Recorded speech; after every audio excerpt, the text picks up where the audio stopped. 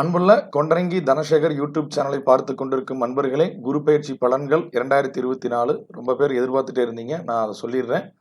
இதில் 12 ராசி பலன்கள் மட்டுமே நான் ஒவ்வொரு ராசிக்கும் போடுற மாதிரி ஐடியா இல்லை. ஏன் அப்படின்னா, கோவிட்டுக்கு அப்புறமா, அதாவது இந்த பெருந்தொற்றுக்கு அப்புறமா நிலைமையே மாறி போச்சு. பொது பலன்களை பேசினவங்க கதியெல்லாம் ரொம்ப மோசமாகி போச்சு. ஜாதகத்துக்குள்ள இருக்கக்கூடிய விஷயங்களை நம்ம பேசணுங்கிறத புரிஞ்சுக்கங்க. குபேர யாகம் தட்டும், கூரை மேலே உட்காந்து லட்சுமி வந்து உட்காந்துக்குவா, அப்படியே பணமழை பொழியும், ஜாக்பாட் அடிக்கும், லாட்ரி யோகம் விழுகும், டாப் 4 ராசிகள், இந்த மாதிரியான கவர்ச்சியான விஷயங்கள் இங்கே இல்லை. முதல்ல என்னுடைய சேனலை ஃபாலோ பண்ணிட்டு வர்றவங்களுக்கு இது நல்லாவே தெரியும். ராசி பலன் ஓரளவுக்கு தான் ஒர்க் அவுட் பண்ணும். அதை நீங்கள் நல்லா புரிஞ்சுக்கணும். நம்மளுடைய ஜாதகத்தோட இணைந்து எடுக்கும் பொழுதுதான் சரியான விதத்தில் வரும். அதை பற்றி ஒவ்வொரு வீடியோவாக போடுறேன். முதல்ல பேசிக்கில் இருந்து ஆரம்பிக்கலாம். எல்லாரும் நீங்கள் இந்த ராசிக்கு பலனை பார்க்குறீங்க பார்த்தீங்களா, 12 ராசிக்கும் அப்படின்னு முதல்ல ஒரு பேசிக்காக தெரிஞ்சு வச்சுக்கோங்க. இது எவ்வளோ சதவீதம் வேலை செய்யுது? 5% மேலே வேலை செய்யாது. உங்கள் சுய ஜாதகம், ஜாதகத்துக்குள்ள கூடிய திசாபுக்திகள் என்னவோ அதை நம்ம மாற்றவே முடியாது. இது கூடுதல் குறைச்சலை கொடுக்கும், அவ்வளோதான். ஆனால் ஒரு பொது வெளியில் எப்படி இருக்குங்கிறது தெரிஞ்சுக்கங்க. பாருங்க, இப்போ மேஷ ராசியிலிருந்து ரிஷப ராசிக்கு குரு பயிற்சி ஆகிறார். எப்போ பயிற்சி ஆகிறாரு? மே 1ஆம் தேதி. சரி, ஒரு வருஷ காலம் இடையில உங்களுக்கு செப்டம்பர் மாதம் ஒரு வக்கரம் ஆரம்பிக்குது. அப்புறம் பிப்ரவரியில் வந்துடுவார். அப்போது ஒரு வருஷ காலம் பார்த்தீங்கன்னா குரு பயிற்சி நடக்குது. அப்போது மேஷத்துக்கு நம்ம கணக்கு போடுறப்போ, மேஷத்தில் இருக்கிறவங்களுக்கு 2ஆம் இடமான இந்த தனம் குடும்ப வாக்குஸ்தானத்தில் இந்த ராசிக்காரங்களுக்கு பயிற்சி ஆகிறது யோகமான, ஆமாம், நிச்சயமாக யோகம் தான். என்றால் வருமான நிலைகள் கொஞ்சம் பாதிக்கப்படாமல் இருக்கும். சொன்ன வாக்க காப்பாற்றலாங்கிற முடிவுக்கு இருக்கும். அடுத்ததாக கடன் சம்பந்தப்பட்ட விவகாரங்கள் எல்லாம் இருக்குது அப்படின்னா அதுலேருந்து கொஞ்சம் வெளியே வந்துடலாம். கொஞ்சம் வருமான நிலையை அதிகரிச்சுக்கலாம். தேங்கின கடனை கொஞ்சம் கொஞ்சமாக வாங்கிடலாம். அதே மாதிரி கட்டிடலாங்கிற முடிவுக்கு வர்றது. அதே மாதிரி சச்சரவான நிலைகள் கணவன் மனைவிக்கு இருந்தால் அதுலேருந்து கொஞ்சம் வெளியே வர்றது. இந்த மாதிரி ஒரு சுபத்தன்மை இருக்குது அப்படின்னு புரிஞ்சுக்கணும். ஏன்னா உங்கள் ராசிக்கு அவர் பாக்யாதிபதி. பாக்யாதிபதி தனத்தில் உட்காரும் பொழுது வேலை இல்லாதவங்களுக்கு வேலை கிடைக்கிறது. இந்த மாதிரி விஷயங்கள் ஒரு சாதகமாக இருக்குது. அப்போ மேஷ ராசிக்கு 2ஆம் இடத்துல குரு வர்றது பரவாயில்ல, ஓகே, குட். ஆனால் இதுக்கு இடையில ஒரு விஷயம் இருக்குது. அதை பற்றி விரிவாக அடுத்தடுத்த வீடியோவில் சொல்கிறேன். ஏன் அப்படின்னா, இந்த இடத்துல ராகு கேதுகள் இருக்கக்கூடாது உங்கள் ஜாதகத்துக்குள்ள. முதல்ல பேசிக்க தெரிஞ்சுச்சுங்க, அப்புறமா அடுத்தடுத்த வீடியோக்குள்ள விரிவாக சொல்கிறேன். அடுத்தது ரிஷபத்துக்கு எடுத்துனா ஜென்ம குரு. இந்த ஜென்ம குரு வந்தால் ராமர் வனவாசத்தையே பேசிக்கிட்டு உட்காந்துருப்பாங்க. அதெல்லாம் காதல் கூட போட்டு வாங்கிக்காதீங்க சார். உங்களுக்கு ரெஸ்பான்சிபிள் அதிகமாக இருக்கும்னு அப்படின்னு நீங்கள் புரிஞ்சுக்கணும். இனி வரக்கூடிய டைம்ல லஞ்ச லாவண்யங்கள் அப்படிங்கிறதெல்லாம் ஈடுபடக்கூடாது. முறை தவறிய செயல்களை போகக்கூடாது. குரு தான் ஆசிரியர். ஒழுக்கம் அப்படிங்கிறது ரொம்ப முக்கியம் ரிஷபராசிக்காரர்களுக்கு. இனிமேல் இதுல இருந்து கொஞ்சம் தவறுனா பிரச்சனை ஆயிடும். உங்க காதலிக்கு, உங்க காதலனுக்கு, உங்க கணவருக்கு, உங்க மனைவிக்கு, உங்க தொழில் கூட்டாளிக்கு, உங்க வேலை செய்யற இடத்துக்கு எல்லாத்துக்கும் விசுவாசமா இருங்க. விசுவாசமா இல்லை அப்படின்னா பிரச்சனை பண்ணிடும். அப்ப விசுவாசமா இருந்தா நல்லபடியா இருக்கும். உங்க தனம், குடும்பம், வாக்கு, புரியுதுங்களா இல்லையா? உங்களுடைய தொழில் பலம், வேலை மாற்றங்கள் எதுலையும் பிரச்சனை பண்ணாது. ஆனா ஒருத்தர் ஏமாத்தணும்னு முயற்சி பண்றீங்க அப்படின்னா உங்க ராசி இருக்கக்கூடிய குரு அலோட் பண்ணாது. அப்போ ஒரு சூதை எடுத்துக்கிட்டு தான் நீங்க முன்னாடி போகணும்னு நினைச்சீங்கன்னா நீங்க தான் தோத்து போயிடுவீங்க. மிதுனத்துக்கு இங்க எல்லாருமே எல்லா ராசிகளும் டாப் ராசிக்கு தான். இங்க பாத்தீங்கன்னா இந்த 4 பேரு தான், 8 பேரு தான், எல்லாருமே டாப் தான். பயப்படாதீங்க. மிதுன ராசி, சரி, மிதுன ராசிக்கு காரணங்களுக்கு எங்கே போகுது? 12ஆம் இடத்துல குரு மறைகிறார். கொஞ்சம் செலவுகளை கொஞ்சம் கட்டுப்படுத்துங்கன்னு சொல்லுவோம். 1. 2வது, சுப விரயங்களை நிறைய நடக்கும். 7க்குடையவன் 12 சம்பந்தப்படுறதுனால கல்யாணத்துக்கு பார்த்தீங்க அப்படின்னா செலவுகள் கொஞ்சம் அதிகமாக வரும். அப்போ சுபகாரியங்களுக்கு செலவுகளை இந்த காலகட்டத்தை எடுத்துக்கங்க. வீடு, வாகன, சொத்துக்கள், புரியுதுங்களா இல்லையா? இந்த மாதிரி விஷயங்களை கொஞ்சம் ஏற்படுத்திக்கங்க. வெளிநாடு சம்பந்தப்பட்ட விஷயங்களுக்கு போகிறவங்களுக்கு ஒரு ஆதாயமாக இருக்கும். இந்த காலகட்டத்தில் புதுசாக தொழில் ஆரம்பிக்கணும்னு நினைக்கிறவங்க கொஞ்சம் ஜாதகத்தை பார்த்துட்டு ஆரம்பிங்க. அதுக்கப்புறமா இந்த தனம், குடும்பம், வாக்கு அப்படிங்கிற விஷயம் போது வாக்கு கொடுக்கறத பார்த்து வாக்கு கொடுக்கணும். பணநிலைக்கு பிரச்சனை இல்லை. ஏன்னா செலவுக்கு போகுது அப்படின்னா நமக்கு வருமானம் இல்லாமல் செலவாக போறது இல்லை. அப்போ விரயஸ்தானத்தில் இந்த குரு பயிற்சி ஆகிறது. செலவுகளில் கவனமாக இருங்க. மற்றபடி உங்கள் வேலை விஷயத்துக்கெல்லாம் ஒன்றும் பிரச்சனை இல்லை. நீங்கள் நார்மலாக போகலாம், வரலாம். கணவன் மனை பிரச்சனைக்கெல்லாம் நான் இது பண்ணிக்கல, புரியுதுங்களா இல்லையா? அதெல்லாம் உங்கள் ஜாதகம் தான் பேசும். இங்கே செலவில் கவனம், அவ்வளோதான் விஷயம். அடுத்தது கடகம். கடகத்துக்கு 11ஆம் வீட்டில் அமையறது யோகம். லாபத்துல குரு வரும்போது பார்த்தீங்க அப்படின்னா, வருமான நிலை கொஞ்சம் அதிகமாகிறது. கடன் விஷயங்கள்ல ஏதாவது கொஞ்சம் தேக்கம் இருந்ததுன்னா, அதிலிருந்து ரிலீஸ் ஆகறது. வாராக்கடன் வர வேண்டியது இருக்குது வாங்கறது. வேலையே இல்லாம இருக்குது அப்படின்னா, கொஞ்சம் கூடுதலா பார்த்தீங்கன்னா, நல்ல பொறுப்பா வர்றது. பிரச்சனைகள் கணவன், மனைவி இருந்தா அது சரியாகிறது. இப்படி ஓரளவுக்கு பரவால்ல. இப்ப கடகத்துக்கு குரு லாபத்துல இருப்பது, லாபமாகத்தான் இருக்கும். கொஞ்சம் பயப்பட வேண்டியதில்ல. சரிங்களா? ஆனா, அங்க எக்காரணம் கொண்டும் இந்த ராகு, கேதுகள் இருக்கக்கூடாது. அதாவது உங்க சுய ஜாதகத்துக்குள்ள எல்லா ராசிக்காரங்களுக்குமே சொல்றேன். அவங்கவங்க சுய ஜாதகத்துக்குள்ள ரிஷபத்துல ராகுவோ அல்லது கேதுவோ நிக்கும்போது அது சிரமத்த குடுக்கும். அடுத்ததாக சிம்மத்துக்கு 10ல குரு. ஒரு பாட்டு அடுத்தது பாடுவாங்க. 10ல் குருவரின் பதவிக்கு இடர். எல்லா வேலையும் காலியாயிடும். அது அப்படி இல்ல. நீங்க மாற்ற முயற்சி செய்யறீங்க அப்படின்னா, இந்த குரு நல்ல குரு. எந்த பிரச்சனையும் பண்ணாது. நீங்க உங்களுக்கு மாத்தி விட்டு. நீங்க ஆசைப்பட்டு விலகுறீங்க. அதாவது இங்க இருக்கிறத காட்டிலும், இங்க நல்லா தான் குடுக்குறாங்க. நல்லா ரெஸ்பான்ஸ் குடுக்குறாங்க வேலையில. ஆனா, இத விட ஒரு பேராசையா வந்து வெளிநாட்டுக்கு போகணும். அங்க ரொம்ப அதிகமா தந்தர்றாங்க அப்படின்னு சொல்லிட்டு போனீங்கன்னா, அது பதவிக்கு இடராய் போயிடுது. பதவிய எதிர்பார்த்துக்கிட்டு இந்த காலகட்டத்தில இருக்க வேண்டாம். பதவிக்காக வந்து வேற ஒரு இடத்துக்கு மாறுறது அப்படிங்கிறது எடுத்துக்க வேண்டாம். வீடு, வாகன சொத்துக்கள் இதுக்கெல்லாம் நல்லபடியா குடுக்கும். புது வீடு, வாகனங்கள், சொத்துக்களுக்கு எல்லாமே நல்லபடியா குடுக்கும். ஏன்னா, அந்த குரு பார்வை 4ஆம் இடத்துல விழுகிறது நல்ல விஷயம். வீடு, வாகன சொத்துக்களை பெருக்கும். அந்த குரு பார்வை பத்தி தனியா வீடியோ போடுறேன். அப்போ தொழிலில் ஒரு கவனம் தேவை. இடமாற்றம், வேலை மாற்றம் இந்த விஷயங்கள்ல மட்டும் பார்த்துருங்க. மத்ததெல்லாம் பெருசா எடுத்துக்க வேண்டாம். ஆஸ் யூசுவல் குட் நல்லா தான் இருக்கும். புரிஞ்சுக்குங்க. பாயிண்ட் தான் இங்க விஷயம். இங்க ஏ டூ இசட் சனி பயிற்சி ஆனாலும் ஏ டூ இசட் மாணவர், மாணவியர், உழைப்பாளிகள், அப்புறம் தொழிலதிபர்கள் எல்லா வரிசையா பாடுறது. அப்புறமா குரு பயிற்சி ஆனாலும் பாடுறது. ராகு பயிற்சி ஆனாலும் பாடுறது. கேது பயிற்சி ஆனாலும் பாடுறது. யாரு தான் பொறுப்பு? பாவாதிபதி தான் பொறுப்பு ஜாதகத்துல. சிம்மத்துக்கு அடுத்ததாக கன்னி. கன்னிக்கு 9ல குரு. ஓடி போனவனுக்கு 9ல குரு. சரி நல்ல ஏன்னா இதுவரைக்கும் 8ல குரு இருக்கிறது ஒரு தேக்க நிலை. என்னடா இது ஒரு தொழில்ல வந்து ஒரு நிறுவனத்துல மாட்டிக்கிட்டோமே, இடம் எங்கடா கிடைக்கும்? தாராளமா மாறிக்கலாம். ஒண்ணும் பிரச்சனையே இல்ல. நல்லபடியா இருக்கும். வேலையில வந்து ஒரு முன்னேற்றமான நிலை வர்றது. ஒரு இன்சென்டிவ் அந்த மாரி விஷயங்களுக்கெல்லாம் எதிர்பார்க்குறீங்க. கொஞ்சம் கூடுதலான வருமானம் எதிர்பார்க்குறீங்க. நல்லபடியா இருக்கும். இங்க இருக்கிறத விட்டு ரொம்ப தூரமா போகணும். வெளிநாட்டுக்கு போகணும். ஓடி போனவனுக்கு 9ல குருன்னா, வெளிய ஓடுறதுனால தான். அதாவது வந்து நம்ம அதிகமா ஒரு புது முயற்சி எடுக்கும் பொழுது, அதுல ஆதாயங்கள் வரும் அப்படிங்கிறது. ஒரு கம்பெனி இருக்குது. நம்ம கூட ஏதாவது ஒண்ணு வேலை இன்னும் கொஞ்சம் அடிஷனலா ஏதாவது ஒண்ணு பண்ணணும்னு நினைக்கிறீங்க. தாராளமா பண்ணலாம். இங்க கணவன், மனைவி பிரச்சனைகளோ, அதெல்லாம் எது பிரச்சனையும் இல்ல. திருமண தடை தாமதங்கள்.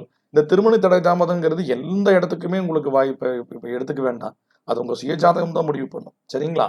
அப்ப கன்னி ராசிக்கு 9ல குரு வர்றது நல்ல விஷயம் தான். ஒண்ணும் இது பண்ணிக்க வேண்டாம். இங்க பாதகாதிபதி, மாரகாதிபதின்னு ஒரு குரூப் சுத்துவாங்க. அதெல்லாம் 2வது பேசிக்கலாம். அது ஜாதகத்துக்குள்ள பேசலாம். இங்க விட்டுடலாம். 9ல குரு நல்லபடியாக ஒரு நற்பலன்களை, யோகங்களை குடுக்குது. துலாத்துக்கு 8ல குரு. 8ல குரு வரும்போது கொஞ்சம் செலவ சிக்கனப்படுத்திக்கணும். கல்விக்காக செலவு பண்ணலாம். மாணவர்களுடைய நலனுக்காக கொஞ்சம் பரிகாரங்கள் அந்த மாரி ஏதாவது பண்ணிக்கலாம். கணவன் மனைவி இடையே அப்பப்போ கொஞ்சம் சின்ன சின்ன கருத்து வேறுபாடுகள் வந்துகிட்டே இருக்கும். காதலன், காதலி, தொழில் கூட்டாளிகள் இடத்துல சின்ன சின்ன கருத்து அப்ப கொஞ்சம் நாம வாய் மூடி மௌனித்து இருந்தால் நல்லா இருக்கும். சரிங்களா? நமக்கு அதிகமா வாக்கு இருக்குதுன்னு சொல்லி போட்டு பேச ஆரம்பிச்சோம்னா, எதிராளி நமக்கு அது காதலியா இருந்தாலும், காதலனா இருந்தாலும், கணவனா இருந்தாலும், மனைவியா இருந்தாலும் ஒரு பகைத்தன்மை ஏற்படுத்துவார். எனக்கு வந்து பார்த்தீங்கன்னா, அவர் பாவி.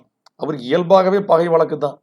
மறையறது அப்படிங்கிறது ஒரு கணக்குல விபரீத ராஜயோகமா வேலை செய்யும். அப்ப திடீர்னு ஒரு வேலை செய்யறப்போ எல்லாருக்கும் சொல்ல முடியாது. ஒரு சில பேத்துக்கு விபரீத ராஜயோகமாக திடீர்னு வேலை செய்யும்.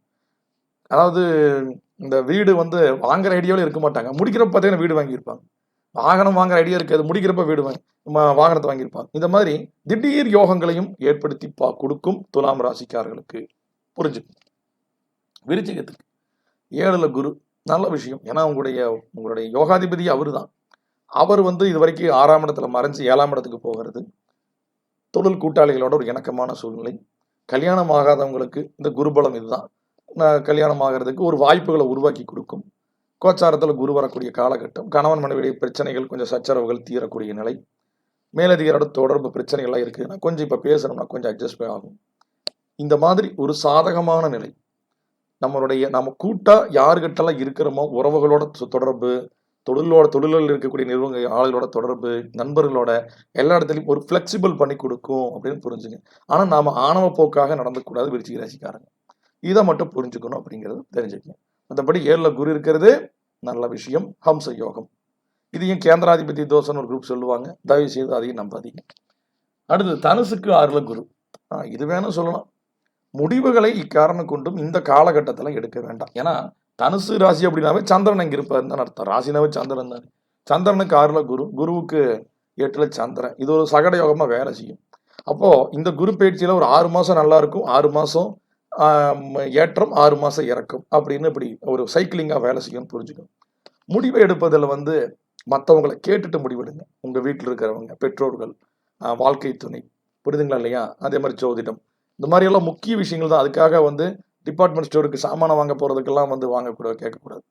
அதாவது நமக்கு எது முக்கியமான வாழ்க்கை தேவையோ அதுதான். அதுக்காக தொட்டதுக்கெல்லாம் அப்போ துவரப்பருப்பு ஃபர்ஸ்ட் கிரேட் வாங்கலாமா, செகண்ட் கிரேட் வாங்கலாமா, சோப் இப்படி வாங்கலாம் அப்படி வாங்கலாமாங்கிறதெல்லாம் கணக்கு இல்லை. இங்கே நம்ம பேசுறது முக்கிய முடிவுகள் வாழ்க்கையில். அப்போ ஒரு மாணவர் வந்து முக்கியமாக ஒரு முடிவு எடுக்கிறாரு தன்னுடைய கல்லூரி இதுக்கு. அதே மாதிரி ஒருத்தர் தொழிலை ஆரம்பிக்கணும்னு முடிவு பண்ணுறார், இன்னொருத்தர் வேலையை மாற்றணும்னு முடிவு பண்ணுறார், ஒருத்தர் கடனை வாங்கணும்னு முடிவு பண்ணுறார். அப்போது மற்றவங்க இடத்துல ஆலோசனை பண்ணிட்டு பண்ணுங்க. எல்லாரும் கேட்டுட்டு எல்லாரும் பெரும்பான்மையாக ஒரு பதிலை கொடுப்பாங்க. அந்த பதிலை உங்களுக்கு விடையாக எடுத்துட்டு பண்ணுங்க, நல்லபடியாக இருக்கும். மகரத்துக்கு 5ல குரு, நல்ல விஷயம்தான். இது வரைக்கும் கொஞ்சம் ஒரு குழப்பமான முடிவுகள் ஏதாவது எடுக்க முடியாமல் இருக்கிறீங்கன்னா இந்த காலகட்டத்தில் எடுத்துருவீங்க. புத்திர பலத்துக்கும் நல்லா இருக்கும், புத்திர விருத்திக்கும் சரியாக இருக்கும். தொழில் சம்மந்தப்பட்ட விஷயங்களில் கொஞ்சம் வந்து பர்ஃபார்மன்ஸ் லெவல் லோவாக இருக்கிறவங்க இந்த காலகட்டத்தில் கொஞ்சம் நல்ல கிரேடில் போவாங்க. அதே மாதிரி பூர்வீகத்துக்குள்ள குலதெய்வ வழிபாடுகள், இஷ்ட தெய்வ வழிபாடுகள் மேலே ஆர்வம் அதிகமாக போகும். சிவ வழிபாடு மேலே ஆர்வம் அதிகமாக போகும் இந்த கன்னிராசிக்காரங்களுக்கும் மகர ராசிக்காரங்களுக்கும். ஏன்னா 9ல குரு போகுது. அப்போ திடீர்னு பார்த்தீங்கன்னா போகலாம், தப்பு இல்லை. அதே மாதிரி குருனா குரு இப்போ யாராவது ஒரு பார்த்தீங்கன்னா இப்பெல்லாம் நிறையா குருமார்கள் அதிகமாயிட்டாங்க. இப்போ சிஷியர்கள்லாம் கம்மியாகி போயிட்டாங்க, குருமார்கள் தான் அதிகமாகி போயிட்டாங்க நாட்டுக்குள்ளே. அப்போ வந்து பார்த்தீங்கன்னா அப்போ அங்கே போயிட்டு அங்கேயே இப்போ அடிக்ஷன் மாதிரியெல்லாம் போயிடக்கூடாது. போங்க, வழிபாடு பண்ணுங்க, வாங்க, வீட்டை பார்த்துக்குங்க. அப்போது 5ல குரு இருப்பது பார்த்தீங்கன்னா புத்தி ஸ்தானம், பூர்வ புண்ணிய ஸ்தானத்துக்கு பலம் இருக்குது. தெய்வ அருள் நல்லபடியாக கிடைக்கும். அதனால் ஒன்றும் பயப்பட வேண்டியதில்லை. உங்கள் ஜாதகத்துக்குள்ளேயே ஒரு குலதெய்வத்தினுடைய கணக்குகள்லாம் கொஞ்சம் சரியில்லை, இஷ்ட தெய்வத்தினுடைய கணக்குகள்லாம் சரியில்லை, ஒரு ஏதோ கிடைக்கல அப்படிங்கிற மாதிரி உங்கள் மனசுக்குள்ள நினச்சிங்கன்னா இந்த காலகட்டம் நல்லபடியாக இருக்கும். வசதி வாய்ப்புகளை கொஞ்சம் கூடுதல் படுத்தி கொடுக்குன்னு எடுத்துக்கணும். பிள்ளைகளால் அனுகூலம் இருக்குன்னு எடுத்துக்கணும். அடுத்தது கும்பத்தில் 4ல குரு, அர்த்தாஷ்டம குரு அப்படின்னு அஷ்டம குருவை தாண்டி அர்த்தாஷ்டம குரு அராஷ்டத்தை போட்டு சொல்லுவாங்க. அஷ்டம குரு எல்லாம் அர்த்தாஷ்டம குருவெல்லாம் பேருக்கு வச்சுக்கோங்க, அதெல்லாம் கெடுபலன்லாம் ஒன்றும் கிடையாது. பாருங்க, வீடு வாகன சொத்துக்கள் 2 கூடையவன் 4ஆக சம்மந்தப்பட்டுனா வீடு வாகன சொத்துக்களை பெருக்கக்கூடிய எண்ணம் அதிகமாகும். எப்படியாவது நம்ம சம்பாதிச்சு வாங்குற எண்ணம் அதிகமாகும். அதே மாதிரி ஏதாவது ஒன்று பண்ணுவீங்க. அது வாகனமாக இருக்கலாம், வீடாக இருக்கலாம், ஃபர்னிச்சர்ஸாக இருக்கலாம், ஏதாவது ஒன்றை மற்றவங்களை வியக்கிற மாதிரி ஒரு விஷயத்த நீங்கள் பண்ணுவீங்க. படிப்பு அப்படித்தான். மாணவர்கள் கொஞ்சம் நல்லபடியாக படிச்சுக்குவாங்க. இந்த இடத்துல நம்ம கவனமாக இருக்க வேண்டிய விஷயம் என்ன அப்படின்னா, தொழில் மாற்றங்களை முடிவெடுக்கும் போது மட்டும் கவனமாக இருங்க.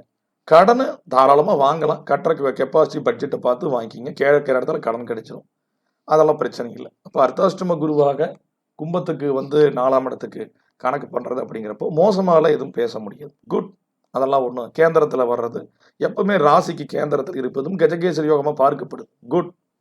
அடுத்தது மீனத்துக்கு 3, இது உபஜயஸ்தானம், கீர்த்தி போல்கரும். இது 50-50 எடுத்துக்கங்க. இந்த சகட யோகம் மாதிரி தான். 3ஆம் இடம் முழுமையான மறைவு ஸ்தானம் கிடையாது. 3ஆம் இடம் இருளும் அல்லாத ஒளியும் அல்லாத இடம், தைரிய வீரிய புகழ். அப்போ இந்த காலகட்டத்தில் ஒரு முயற்சி எடுத்தால் அது வெற்றி கிடைக்கும். 6 மாதம் கொஞ்சம் கஷ்டமாக இருக்கும், 6 மாதம் கொஞ்சம் நல்லா இருக்கும். இது இப்படி கூட பிரிக்கலாம். 2 மாதம் நல்லா இருக்கும், அடுத்த 2 மாதம் இப்படி அந்த எச்சுக்கம்மி மாறிட்டே இருக்கும். ஒருத்தருக்கு 3 மாதத்துக்கு 3 மாதம் அந்த கணக்கு பிரகாரம். அப்போ ஒரு ஆல் ஓவராக எடுக்கும் பொழுது 6 மாதம் நல்லா இருக்குது, 6 மாதம் கொஞ்சம் எனக்கு கொஞ்சம் சிரமம், கொஞ்சம் தான், நல்லா புரிஞ்சுக்கணும். அதே மாதிரி ரொம்ப ரிஸ்காலாம் எடுத்துக்க வேண்டியதில்லை. இப்போ வேலை மாற்றங்கள் நிச்சயமாக மீனராசிக்காரர்கள் கொஞ்சம் நிறைய பேர்த்துக்கு வேலை மாறுவதற்கான வாய்ப்புகள் அதிகமாகிறது. அதே மாதிரி வேலை சம்மந்தப்பட்ட இடத்துல இந்த ஐடி ஃபீல்டு இருக்கிறவங்க தூக்குவாங்களா மாட்டாங்களான்னு யாராவது மீனராசிக்காரர் இருந்தீங்கன்னா நிச்சயமாக நீங்கள் அடுத்த வேலையை பார்க்கறது நல்லது. ஏன்னா இந்த 3ல குரு வரக்கூடிய காலகட்டம் தொழிலில் அப்படியே மிகப்பெரிய ஒரு சூறாவளி சுற்றிட்டு போயிடும். நம்பி உட்காந்துடாதீங்க. ஒரு கம்பெனியில் இவங்க நம்மளை கடைசி வரைக்கும் பார்ப்பாங்க பண்ணுவாங்க நல்லா, அப்படிலாம் ஒருத்தரும் பார்க்க மாட்டாங்க. உங்கள் குடும்பத்தை நீங்கள் தான் பார்த்துக்கணும், உங்கள் வருமானத்தை நீங்கள் தான் பார்த்துக்கணும். வேறு இடத்த பார்க்குறதுக்கு ரெடி ஆகிக்கிங்க மீனராசிக்காரங்க. அது ஆண் பெண், ஐடி ஃபீல்டாக இருக்கலாம், கார்மெண்ட் ஃபீல்டாக இருக்கலாம், நீங்கள் எந்த ஃபீல்டாக இருக்கலாம். அங்கே ஏதோ நிலைமை சரியில்லைன்னு கொஞ்சம் நியூஸ் வந்தால் கூட நீங்கள் உஷாராயிக்கணும். இல்லை நம்மளை ஒன்றும் பண்ண மாட்டாங்க, நாம் கொஞ்சம் நல்லா இருக்கலாம் அப்படின்னு நினச்சிங்கன்னா உங்கள் ஜாதத்துக்குள்ளேயும் தீய திசா புத்திகள் போயிட்டுருக்கு அப்படின்னா நிச்சயமாக கேப்பிங் கொடுத்துரும், பார்த்து இருக்கணும். மற்றபடி இந்த உடல் நலம் இதுக்கெல்லாம் எந்த பிரச்சனையும் இல்லைங்க. தைரியமாக இருங்க. இங்கே வந்து ஒரு பேசுகிறோன்னா பேசிக்கிட்டே போகலாம், வளவளவளன்னு அளந்துக்கிட்டே இருக்கலாம். ஆனால் ஒவ்வொரு வீடியோலையும் விரிவாக ஒவ்வொன்றா சொல்கிறேன். இது ஒரு பேசிக்காக ஒரு சீடு, ஒரு விதையை தான் இப்போ போட்டிருக்கிறோம். இதுக்கப்புறம் ஜாதகத்தில் உங்கள் ஜாதத்தை வச்சுக்கிட்டு பார்க்குற ஒரு மெத்தடை சொல்லித்தர்றேன். முதல்ல இந்த வீடியோவை முடிக்கலாம், இதான் பேசிக். அதுக்கப்புறமா எப்படியெல்லாம் ஒவ்வொன்றும் அந்த சிக்கல்கள்லேருந்து வெளிவருவாங்க யார், சிக்கல்களில் யார் கவனமாக இருக்கணும், இந்த மாதிரி ஒவ்வொரு விஷயத்தையும் நான் உங்களுக்கு சொல்கிறேன். பொறுமையாக இருந்து ஒவ்வொரு வாரமாக பாருங்கள், கமெண்ட்ஸ் பண்ணுங்கள். நன்றி, நம சிவாயம்.